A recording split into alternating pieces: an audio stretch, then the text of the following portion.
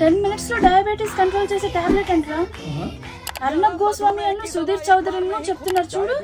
Wow, అలా అయితే మన తాతయ్య కూడా ఒకటి కొనేద్దామా? ఫైనల్ గా ఆయనకి డయాబెటీస్ నుంచి విముక్తి అన్న కలిగింది. ఒకటి కాదు, పెద్ద డబ్బా కొన్నాం అనుకో, పార్క్ బయట పెద్దోళ్ళకి డబుల్ రేట్ కమ్మేసి డబ్బులు చేసుకోవచ్చురా. అంతే అంటావా? వైరల్ అవుతున్న ఈ వీడియోస్ ని మీరు సరిగ్గా గమనిస్తే జర్నలిస్ట్ మాట్లాడుతున్న వాక్యాలకి వాళ్ళ లిప్సింగ్ కి పొంతన లేదని మీకు అర్థమైంది.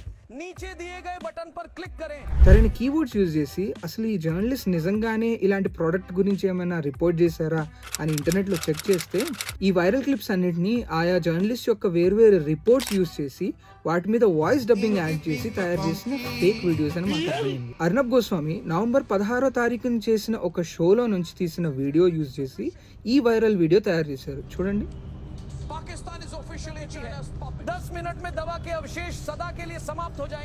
తినే కాదు, వేరే ఏ జర్నలిస్ట్ కూడా తమ న్యూస్ షోస్ లో ఈ మాత్రని ప్రమోటే చేయలేదు.